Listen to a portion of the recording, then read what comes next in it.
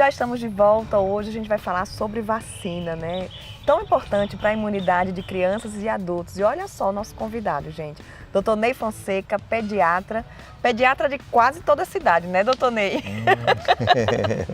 Doutor Ney, vamos começar falando da importância da vacina, né? Os pais realmente devem seguir à risca aquele cronograma e realmente imunizar seus filhos de acordo com esse calendário que é prescrito? Sem dúvidas. Olha, a vacina foi talvez um dos êxitos mais importantes da medicina como um todo. Não é? Quantas doenças conseguiram ser erradicadas ou controladas através das vacinas? Não é? Quando eu me formei, há alguns anos atrás, a gente lidava no dia a dia do consultório com muitas doenças infecciosas, com a paralisia infantil, com a coqueluche, com o tétano, com a difteria, o sarampo, a rubéola, a cachumba. Eram doenças graves, muitos casos de meningite, não é? Esse era o dia a dia das crianças, era o dia a dia de um consultório pediátrico.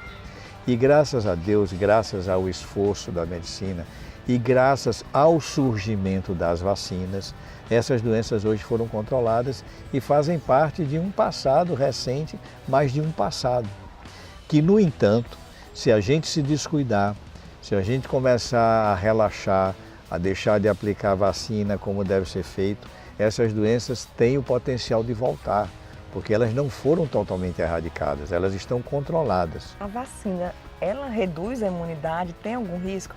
Que tem muita gente aí que abre mão dessa imunização, com medo de desenvolver a doença ou de reduzir a imunidade do corpo como um todo. Olha, a vacinação é um procedimento extremamente seguro, não é? Evidentemente que existem os eventos adversos, como a gente chama, antigamente nós chamávamos de efeitos colaterais. Hoje o termo técnico é de eventos adversos. Pode ocorrer, alguns eventos podem até eventualmente serem graves, mas são extremamente infrequentes, são extremamente raros, comparado com um grande número de doses de vacinas que são aplicadas. Hoje em dia a gente estuda com muito cuidado esses eventos adversos e procura-se cada vez se qualificar melhor a fabricação das vacinas. Esses eventos adversos eles podem ocorrer, mas são extremamente raros, não é? E a gente monitora e acompanha para que a gente conheça e saiba como agir, como lidar diante dessas situações. Doutor Ney, quais são as vacinas mais novas, né? Tem essas doenças que já foram praticamente erradicadas, mas tem as novas e a gente vê aí todos os estudos em busca de vacinas. Chegou agora da dengue. É verdade. Né? Quais são as principais vacinas novas que não estavam aí no calendário, mas que as pessoas também não podem abrir mão? A procura por novas vacinas tem sido um esforço contínuo da medicina, não é? Vocês vejam que ultimamente quantas vacinas novas foram incorporadas ao nosso calendário. A vacina de HPV, a vacina contra vários tipos de meningite, a vacina contra a pneumonia, a vacina contra o herpes zoster, não é? A vacina contra a dengue, não é? Que já está na bancada.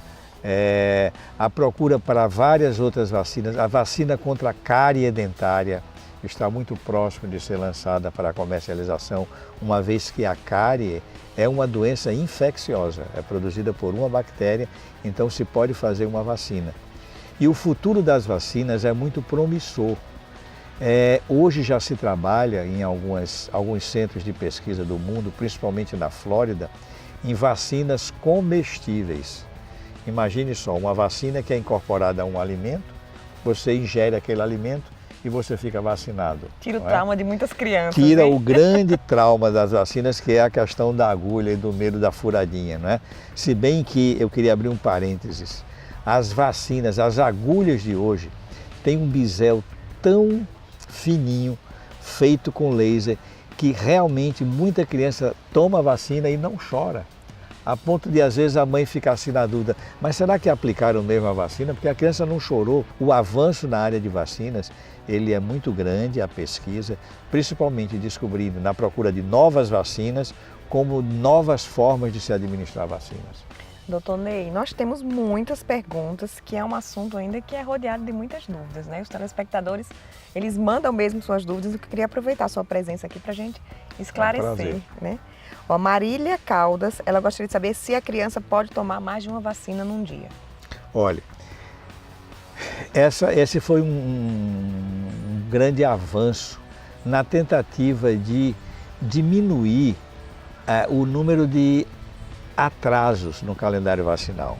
Não há nenhum inconveniente na aplicação simultâneas, seja numa aplicação só ou em furadas diferentes na mesma ocasião. Isso não aumenta os riscos, quer dizer, não aumenta os eventos adversos, nem diminui a eficiência da vacina. Ótimo.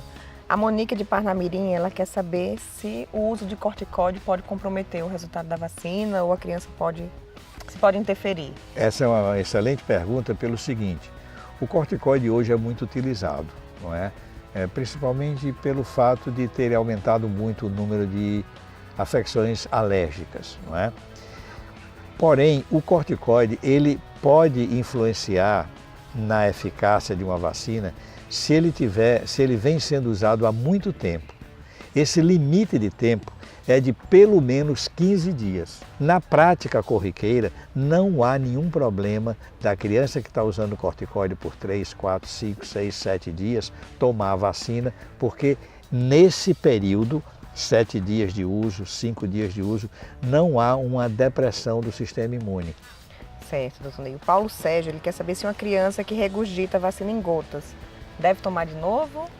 Olha, a única vacina em gota hoje, praticamente, que se usa é a vacina de rotavírus e a vacina de poliomielite, que é aplicada já na terceira, quarta dose, quando a criancinha tem depois de 2, 3 anos de idade. É praxe se adotar a seguinte conduta: mesmo que a criança regurgite após a aplicação da vacina, o que ficou lá dentro, a quantidade de partículas virais que fica, é suficiente para imunizar a criança. Então, não se recomenda repetir a dose. Deve-se considerar a criança como vacinada. Ótimo. Tem mais uma pergunta aqui da Ana Maria. Ela quer saber se a vacinação é diferente para crianças especiais. De uma maneira geral, não, porque as crianças especiais elas têm um bom sistema imune que podem responder produzindo uma boa quantidade de anticorpos, não é? Se a criança especial tem, pela sua doença base, algum déficit na imunidade, então esse caso deve ser analisado com mais cuidado com o especialista. Mas não há razão para deixar de se vacinar essas crianças e, ao contrário, são crianças que devem ser prioritariamente vacinadas. E está sempre ali perto do pediatra, né? Exatamente. Qualquer dúvida esclarece e ter essa segurança. Doutor Ney, o João Henrique aqui de Natal, ele quer saber quando é que deve se preocupar, quando é que uma reação não é uma reação normal da vacina. Olha, normalmente as reações, há 2 tipos de reação febril. A reação mais comum da vacina é a febre. Ela pode dar febre e ela pode dar dor no local da aplicação. No caso de febre, a febre sempre aparece logo nas primeiras horas após a aplicação. Geralmente dura 12, 24 horas, nunca passa de 48 horas. Então eu diria que nesse período a febre pode ser mais intensa ou menos intensa, dependendo da suscetibilidade da criança, da maneira como ela responde. Mas geralmente você controla bem com o antitérmico e depois de 48 horas a criança está bem e ela não apresenta nenhum outro sintoma a não ser a febre, não é? Aí quais são os sintomas assim, que pode ser algo graves? Eu diria assim, convulsão pós-vacina é um evento que deve ser cuidadosamente investigado, um quadro febril mais intenso e um quadro febril que se prolongue além das 48 horas após a aplicação.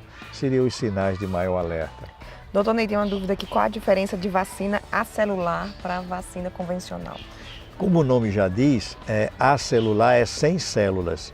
Essa vacina ela é também potente, no entanto, ela não produz os eventos adversos que a vacina de células inteiras produz. Então, a diferença é essa, na vacina acelular, as células estão fracionadas, elas não estão inteiras e elas produzem menos eventos adversos. É um assunto, esse termo acelular se dirige especificamente à vacina de coqueluche. Uhum. certo. Só para a gente finalizar aqui, que dá para passar o programa todo aqui com o doutor Ney, né, gente? Tem duas perguntas. A Adriana Almeida, ela disse que perdeu o prazo de uma vacina. Como é que faz para atualizar do filho? E o Antônio disse que perdeu o cartão de vacina do filho, quer saber se vai ter que refazer todas as vacinas. Como é que faz, doutor Ney?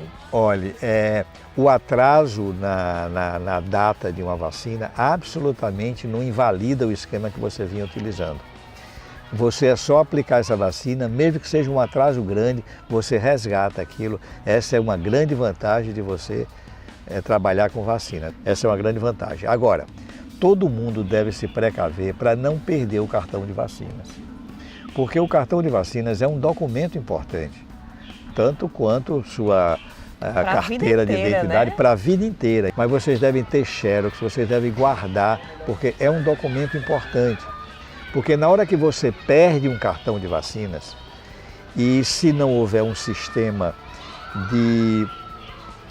do posto de saúde onde você aplicou as vacinas, que você imagina ou lembra-se onde aplicou, um sistema de controle, de armazenamento de dados, que isso pode não funcionar bem, você vai ficar descoberto. E em questão de vacinas, não adianta dizer, eu me lembro que eu dei, ninguém aceita isso. Então, nesses casos, a pessoa tem que repetir as vacinas, principalmente se for fazer algum curso de intercâmbio em outros países, onde eles exigem um documento escrito. Então, esse é um documento importante e o ideal é que a gente jamais perca o cartão de vacina das crianças. Ótimo, doutor Ney, muito obrigada. Infelizmente, como eu falei, nosso tempo é bem curto, mas eu acredito que muita gente aí tirou muitas dúvidas em relação à vacina. Eu agradeço a oportunidade, viu? Estou sempre à disposição para trocar ideias. Volte sempre aqui para o nosso programa. Obrigado.